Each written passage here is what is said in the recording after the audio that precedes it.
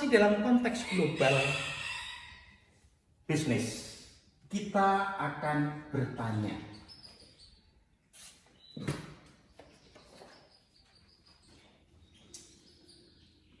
why enter the foreign market? Mengapa kok kita itu memasuki pasar luar negeri atau pasar ke negara-negara lain, foreign market? Mengapa? Ada beberapa alasan. Alasan yang pertama itu sering disebut dengan saturated home market. Jadi pasar dalam negeri itu sudah pada level saturated.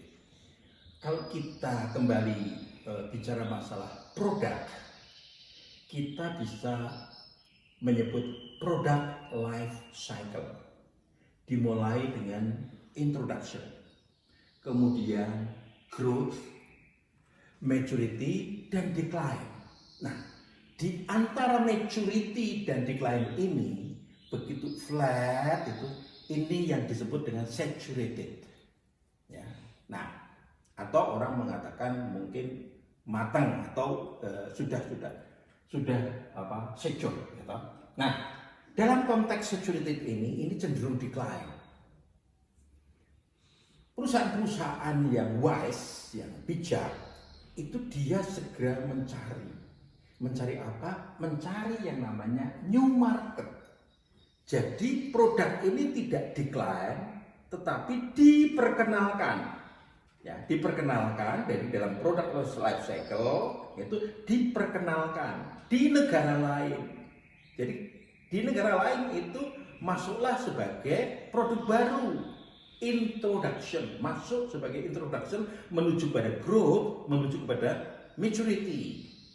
Nah, tentunya selain kondisi di home country sudah saturated, sudah mature, maka ketemulah pasar yang baru, new market, ditawarkan sebagai produk baru dan seterusnya. Tentunya mau tidak mau, alasan yang paling sering kita harapkan adalah kaitannya dengan increase sales dan profit. Mau tidak mau, begitu ada pasar baru dan di sana sukses, maka muncullah yang namanya kita sebut peningkatan penjualan sekaligus profit. Selain itu, alasan yang lainnya adalah kaitannya dengan population growth. Jadi di semua negara termasuk Indonesia, Cina, dan lain-lain, apalagi India, itu yang namanya pertumbuhan penduduk itu semakin pesat. Walaupun kita tahu di Indonesia ada program keluarga bencana, tetapi tetap mau tidak mau pertumbuhan penduduk itu tidak bisa kita kendalikan dengan cermat. Kecuali kembali lagi cermatlah mengurusi pertumbuhan penduduk melalui tentunya program keluarga berencana ini kalau Indonesia. Jadi saya kembalikan ke sini. Jadi increase sales and profit sekaligus population growth ini menentukan atau membuat menariklah pasar luar negeri atau pasar negara lain. Selain itu tentunya masing-masing mereka itu juga mengalami yang namanya fast growing economy. Ya, pertumbuhan penduduk pesat, tetapi secara ekonomi juga mereka tumbuh sehingga mereka adalah sebuah pasar yang memiliki daya beli atau kemampuan dan tentunya sekarang ini saat ini relatif mudah dalam kaitannya dengan aksesnya. Nah, tentunya menjadi satu pertanyaan lebih lanjut, yaitu bagaimana caranya memasuki pasar luar negeri? How to enter the foreign market? Untuk memasuki pasar luar negeri itu bisa kita bedakan menjadi 3 kelompok. Pertama adalah paling sederhana, ekspor impor. Yang kedua joint. Yang ketiga foreign direct investment atau FDI. Ya. Jadi paling tidak ada 3. Pembedaannya ini itu lebih mengarah kepada involvement, lebih kepada keterlibatan. Ya. Jadi semakin ke kanan itu semakin keterlibatannya tinggi, semakin ke kanan. Ekspor impor keterlibatannya paling rendah. Joint sedang keterlibatannya. Paling tinggi adalah foreign direct investment. Nah, selain itu, selain keterlibatan, berarti dari sisi manajemen, ekspor impor ini tentunya manajemennya kadarnya relatif lebih rendah dibandingkan dengan joint dan foreign direct investment. Tapi juga dari sisi yang namanya memperoleh profit, ekspor impor relatif paling rendah. Joint lebih tinggi, foreign direct investment jauh lebih tinggi. Di sana bisa menghasilkan keuntungan yang maksimum. Tapi ingat, sisi lain resikonya. Jadi resikonya adalah ekspor impor itu resikonya kecil. Kita ngirim barang 1 kontainer bagus, 2 kontainer bagus, terus begitu 10 kontainer mungkin ada pembeli yang curang, yang nakal, dia tidak bayar. Berapa banyak aku rugi? Ya sejumlah itu saja, itu yang hilang. Joint venture, risikonya lebih tinggi lagi karena apa? Dia paling tidak itu invest di negara lain. Apalagi yang namanya foreign direct investment. Di sana itu benar-benar bisa hilang sama sekali. Resikonya apa? Resikonya yang paling berat di sini adalah mungkin Anda masih ingat terkait dengan yang namanya nasionalisasi. Nasionalisasi dari perusahaan dijadikan miliknya negara. Mungkin di Indonesia dulu nasionalisasi is oke. Loh, mengapa oke? Karena zaman itu adalah zaman kemerdekaan, baru merdeka dan lain-lain. Perusahaan-perusahaan asing dinasionalisasi, itu wajar sekali. Ya, banyak contoh minyak, ada gula, ada tekstil, ada banyak ragam perkebunan itu nasionalisasi di Indonesia. Tapi zaman itu, nah sekarang menjadi pertanyaan, apakah zaman modern ada nasionalisasi lagi? Jawabnya ada. Anda mungkin masih ingat Venezuela. Ya, di Venezuela itu presidennya itu menasionalisasi perusahaan minyaknya Amerika. Itu diusir habis. Jadi kalau saya katakan risiko yang paling tinggi ada di foreign direct investment. Habis. Mungkin orangnya saja itu diusir dan masih untung diusir, tidak dibunuh dan lain-lain. Itu risikonya memang benar-benar paling berat. Tapi kalau yang di level di sini ekspor impor, ya sudah hilang 1 kontainer, 2 kontainer selesai. Tapi sekali lagi ini adalah menggambarkan paling kiri itu ekspor impor, semakin ke kanan manajemennya semakin berat dan di sana juga lebih berat lagi. Tetapi keuntungannya juga bisa lebih besar. Tapi risikonya juga lebih besar. Kita lihat satu persatu. Ekspor impor. Untuk ekspor impor,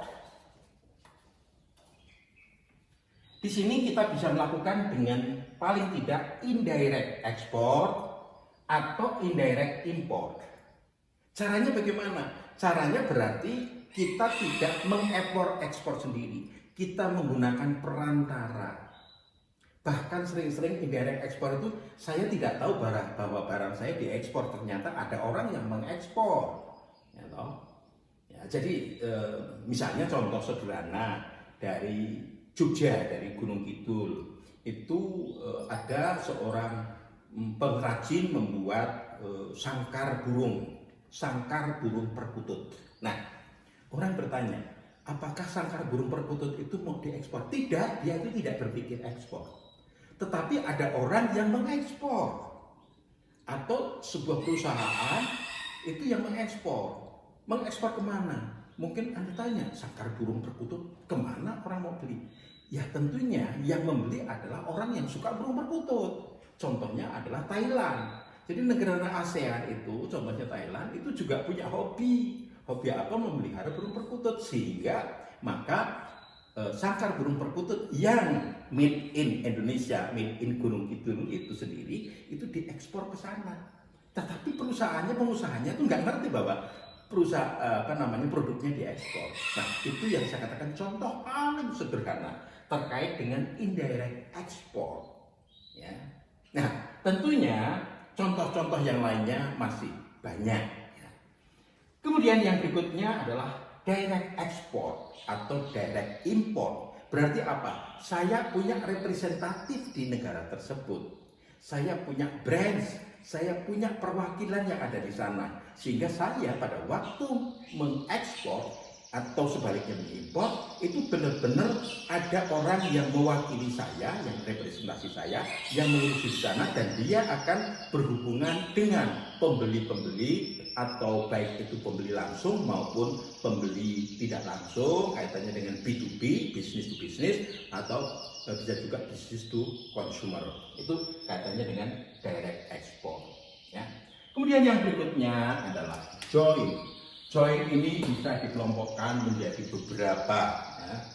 Joint bisa licensing, bisa franchising, bisa juga yang namanya joint venture, bisa juga yang namanya contract management, kemudian turnkey operation, bahkan yang namanya biasanya orang menyatukan seluruhnya ini dianggap sebagai strategic alliances. Mengapa dikatakan strategic alliances? Karena ini sebetulnya kerjasama. Jadi levelnya sudah lebih tinggi dibandingkan dengan ekspor impor, yaitu sudah joint. Nah, jointnya itu yang paling sering dan kita dengar adalah licensing. Licensing atau lisensi itu adalah memberi hak kepada perusahaan lain menggunakan lisensi tadi, hak-hak itu tadi diberikan kepada orang lain atau perusahaan lain untuk memproduksi di negaramu dan memasarkan di negaramu. Gitu. Biasanya licensing ini untuk mengatasi masalah perdagangan. Karena kalau yang namanya ekspor impor itu barangnya itu dibuat di satu negara, dibawa ke negara lain, dan itu akan melewati border, melewati pelabuhan. Di sana itu ada aturan dan lain-lain. Nah, biasanya aturan dan lain-lain itu sendiri sering sulit. Nah, kesulitan-kesulitan ini diatasi dengan cara licensing. Oke lah, daripada aku sulit mengekspor, lebih baik tak kasih kamu hak untuk memproduksi di tempatmu, kemudian silahkan dipasarkan. Tentunya dengan kesepakatan dalam konteks lisensi tadi itu. Ya. Nah, tentunya contoh-contohnya itu banyak kalau untuk lisensi, terutama yang datang ke Indonesia. Obat-obatan, makanan, dan lain itu di produknya itu ada tulisan lisensi, licensing atau apa. Nah, itu banyak contohnya. Yang berikutnya adalah franchising. Kita sangat mengenal dengan kata franchising. Di sana franchising ada franchisor, ada franchisee. Nah, franchisor itu yang memberi hak, memberi right kepada siapa? Kepada franchisee. Nah, franchisee yang menerima. Contoh yang paling populer di tempat kita adalah ada KFC, Kentucky Fried Chicken, ya toh? Ya, Anda bisa menyimak contoh itu dari berbagai media. Bahkan Anda sendiri pasti pernah membelinya. McDonald itu juga contoh yang paling populer di sekitar kita. Ya toh? Ada juga Dunkin Donut, sekarang sudah namanya pun sudah berubah. Ya, semakin luas ya, Dunkin Donut. Ya, itu Pizza Hut. Nah, itu Pizza Hut itu contoh juga yang sangat populer. Sekarang datang lagi yang namanya Domino Pizza. Ya, itu. Dan banyak, terutama ini terkait dengan bisnis internasional ya. Jadi hak itu sendiri datangnya dari luar negeri diberikan ke Indonesia atau ke negara manapun. Kemudian di sana sebagai franchisee aku bisa mengembangkan ini. Tapi dalam konteks franchising di Indonesia pun itu juga banyak berkembang di domestik dengan mungkin proses belum sempurna, prosesnya masih sederhana, tapi sudah berani melakukan yang namanya franchising. Tapi oke lah, itu namanya sebuah perkembangan, itu domestik. Sedangkan yang internasional rata-rata itu mereka itu udah standarnya jelas. Walaupun ada yang gagal. Jadi jangan dianggap bahwa semuanya berhasil. Anda pasti ingat yang namanya 7-Eleven. 7-Eleven itu yang sering disebut Sevel ya, itu mengalami kegagalan. Tentunya kegagalannya ada di mana? Apakah di kontraknya atau di mismanajemennya? Anda pun bisa nanti kita diskusikan di topik-topik yang lain. Nah, ini kaitannya dengan franchising. Ya. Kemudian yang namanya joint venture. Joint venture ini biasanya joint ownership, kepemilikan. Indonesia biasanya membuat peraturan. Kalau mau invest di Indonesia boleh, tapi saham maksimal adalah 49%. Tetap Indonesia memiliki 51%. Itu antara lain. Itu berbicara masalah joint venture. Selain itu adalah kontrak manajemen. Kontrak manajemen ini sendiri banyak dilakukan terutama hotel. Ya, hotel-hotel sendiri itu umumnya adalah kontrak manajemen. Hyatt misalnya atau Horizon. Hotel-hotel yang umumnya ini berafiliasi atau induknya ada di mana, kemudian melakukan kontrak manajemen dengan hotel-hotel di lokal di sini, namanya menggunakan Hyatt, namanya menggunakan Horizon, namanya menggunakan banyak sekali yang namanya hotel-hotel yang mempunyai jaringan-jaringan internasional, di mana sebetulnya yang terjadi di sana itu adalah kontrak manajemen. Manajemennya itu dipegang oleh mereka. Paling tidak itu sistem dan lain-lainnya, yang rekrut dan mentraining itu adalah mereka. Jadi dalam konteks kontrak manajemen. Kalau di negara-negara lain itu lebih hebat lagi. Kontrak manajemen itu kaitannya dengan airport, mengurusi airport. Ya, di Dubai, di Timur Tengah itu relatif airportnya hebat-hebat, modern. Tapi itu adalah kontrak manajemen. Jadi manajemennya itu dipegang oleh salah satu dari perusahaan-perusahaan. Kemudian yang namanya turnkey operation ini biasanya untuk basic industry. Ini banyak dilakukan terutama misalnya kimia. Kita mau bangun perusahaan kimia, entah itu kaitannya dengan Gresik, entah itu kaitannya dengan perusahaan-perusahaan kimia lainnya. Itu umumnya pada awal dulu itu mereka itu adalah benar-benar mendatangkan seluruh timnya untuk membangun. Nah, membangun begitu perusahaan ini jadi, istilahnya itu turnkey operation, tinggal pencet knopnya, jalan resmi baru diserahkan. Ya. Tentunya ini ada sistem perjanjian tersendiri, gitu. Jadi kontrak manajemen. Terus bagaimana caranya? Misalnya, kamu menghasilkan barang ini dan barangmu harus dijual ke saya, atau bahan bakunya harus membeli ke saya, atau teknologinya dan lain-lain. Jadi itu ada kesepakatan dalam konteks turnkey operation. Ya. Dan tadi sudah saya sebutkan strategic alliances, ini adalah mewadahi kerjasama lainnya yang belum termasuk. Contoh yang paling banyak itu di sektor otomotif, industri otomotif itu paling banyak contoh strategic alliances. Troper itu kerjasama atau aliansi dari perusahaan Jepang, perusahaan Amerika atau yang lainnya, troper. Banyak lagi, dan mereka kerjasamanya itu benar-benar tidak berarti full kerjasama. Mungkin saya hanya kerjasamanya untuk bannya saja, saya mungkin untuk bodinya saja, dan seterusnya. Jadi strategic alliances ini banyak ragam, terutama yang paling banyak jenisnya itu ada di sektor industri otomotif. Sedangkan di sektor-sektor lainnya juga banyak. Anda bisa membuka yang Google ataupun sumber-sumber lainnya untuk contoh-contoh baik licensing, franchising, joint ventures, contract management, turnkey operation maupun yang disebut dengan strategic alliances. Nah, yang terakhir adalah foreign direct investment yang tadi saya sebutkan risikonya paling tinggi. Nah, risikonya paling tinggi itu kalau sudah berani bicara masalah full operation, ya. Foreign direct investment berarti di sana itu bisa assembling. Jadi banyak perusahaan-perusahaan otomotif di Indonesia, terutama berbagai merek yang ada di sana, itu awalnya itu assembling.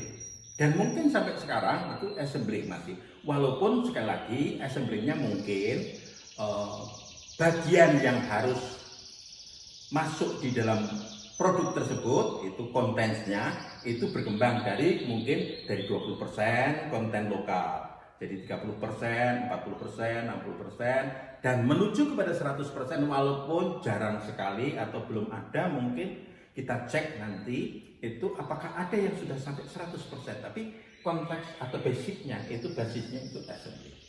Nah, ada juga yang full operation ya, full operation. Nah, full operation ini sendiri berarti dia datang ke Indonesia adalah benar-benar full investasi dari dia. Ya.